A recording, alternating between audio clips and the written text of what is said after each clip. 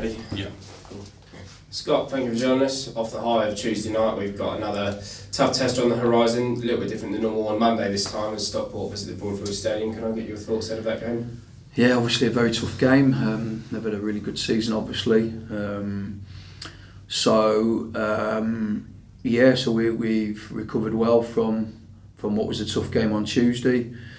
We've had a really bright training session today. We'll have another one tomorrow, and then we'll look at starting to prepare the team for, like I say, what will be a really tough game in Stockport.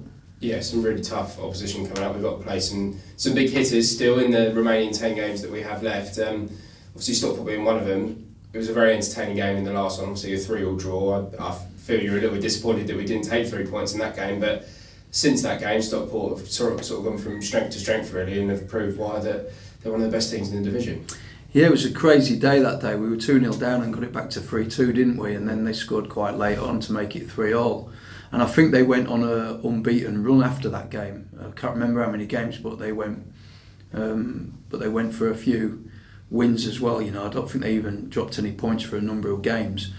But they've got some really good players, some really good players, some strong players at this level of football, and they're obviously in a position that doesn't surprise me. I think they've got a couple of games in hand over the two that are above him as well, so they sit in a really good position. I know that the results over the last probably 3 or 4 haven't been probably what they wanted, but I'm sure they'll put it right eventually. Let's hope it's after Monday. Yeah, obviously Stockport one of the better teams in the division. However, at the moment there is no better team in terms of the stats in the division than us. We're top of the form table in League 2. That must be really pleasing, because in recent weeks we spoke about the frustrating thing perhaps being we were consistently inconsistent, but now we seem to have put that behind us and we're picking up some great results, aren't we? Don't speak too soon. Yeah, we have, and I've been really pleased obviously, and I think that, like I've said, I think this is now what we call the business end of the season, and this is where you'll find teams ever wobble and drop points, and I want us to be the team that hold our nerve a little bit, and up to now I've seen that, even kind of like the game where we lost at Morecambe. I thought we were definitely worthy of something from that game, so the performance was good, albeit the result wasn't. But we're in a good place at the moment, and the atmosphere at the training ground and around the place is really positive, and you know, we've got to feed off that and make sure that we really attack these remaining games now.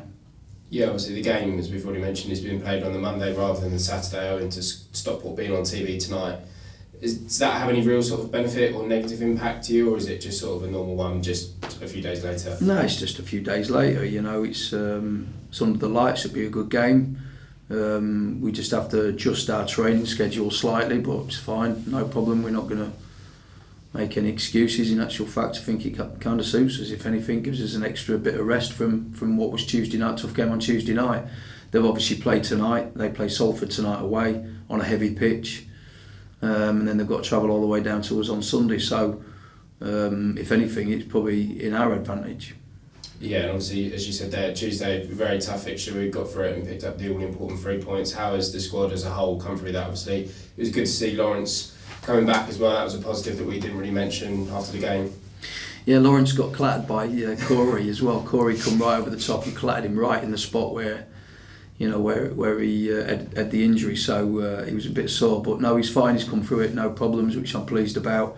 And everybody else is fighting fit. So obviously we've got the obvious ones, the ones that are a little bit more longer term, who won't be available. But everybody who was involved on Tuesday night will be fit and ready to go again.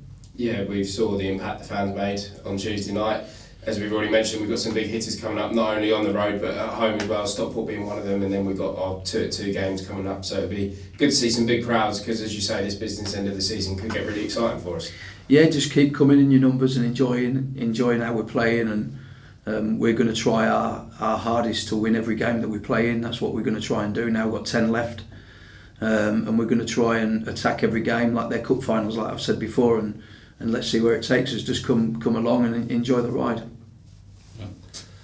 Scott, we mentioned Stockport on TV tonight.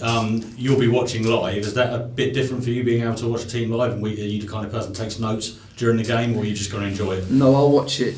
Probably as a spectator tonight, and then I'll probably watch it again tomorrow as a coach, which is totally different. You know, it'll probably tonight will take me 90 minutes to watch it, and tomorrow will take me probably 3 hours to watch it. You know, so I'll stop it, rewind it, clip it, make notes, and get my tactics board out and work out, you know, exactly what we want to do. But tonight will be more just watching it from a spectator's point of view. Yeah, and you said you've adjusted the training schedule because it's a Monday night game. Does that mean you've got Saturday off, or is it a Saturday? Yeah, so we're going to train tomorrow. We're going to give them Saturday off, and then we'll be in Sunday training, ready to, you know, prepare for the game.